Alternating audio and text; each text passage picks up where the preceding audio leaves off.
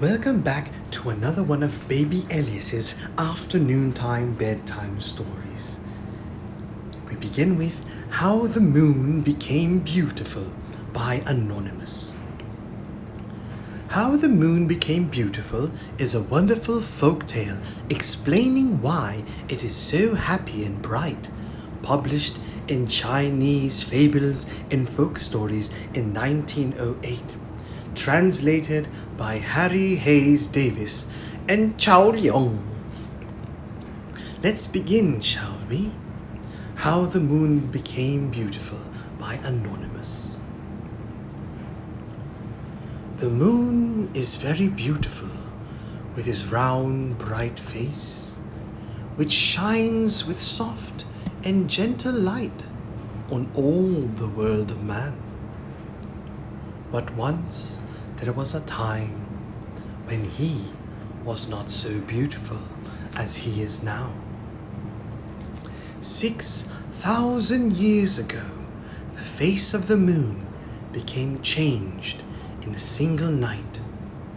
Before that time, his face had been so dark and gloomy that no one liked to look at him, and for this reason, he was always very sad. One day, he complained to the flowers and to the stars, for they were the only things that would ever look in his face. He said, "I do not like to be the moon. I wish I were a star or a flower. If I were a star, even the smallest one, some great general would care for me. But alas, I am only the moon, and no one likes me.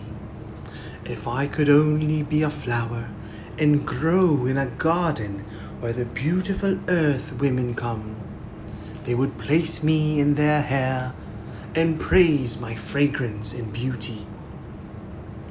Or if I could even grow in the wilderness where no one could see, the birds would surely come and sing sweet songs for me. But I am only the moon, and no one honors me." The stars answered and said, "We cannot help you. We were born here, and we cannot leave our places. We never had anyone to help us. We do our duty. We work all day and twinkle in the dark night to make the skies more beautiful. But that is all we can do," they added as they smiled coldly at the sorrowful moon. Then the flowers smiled sweetly and said, "We do not know how we can help you. We live always in one place, in a garden near the most beautiful maiden in all the world. As she is kind to everyone in trouble, we will tell her about you. We love her very much, and she loves us. Her name is Tsukioka." Still, the moon was sad. So one evening, he went to see the beautiful maiden Tsukioka. And when he saw her, he loved her at once. He said, "Your face is very beautiful. I wish that you would come to me, and that my face would be as your face. Your motions are gentle and full of grace. Come with me, and we will be as one and perfect. I know that even the worst people in all the world would have only to look at you, and they would love you. Tell me, how did you come to be so beautiful?"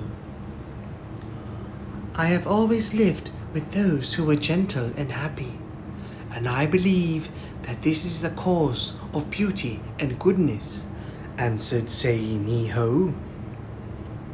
And so the moon went every night to see the maiden. He knocked on her window, and she came. And when he saw how gentle and beautiful she was, his love grew stronger, and he wished more and more to be with her always. One day, Tsukioka said to her mother, "I should like to go to the moon and live always with him. Will you allow me to go?" Her mother thought so little of the question that she made no reply, and Chei-Nio told her friends that she was going to be the moon's bride. In a few days she was gone. Her mother searched everywhere but could not find her. And one of Chei-Nio's friends said, "She has gone with the moon," for he asked her many times. A year and a year passed by, and Chei-Nio, the gentle and beautiful earth maiden, did not return. Then the people said, "She has gone forever. She is with the moon."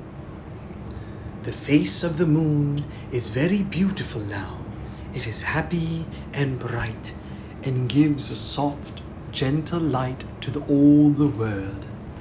And there are those who say that the moon is now like Chei-Nio, who was once the most beautiful of all earth maidens.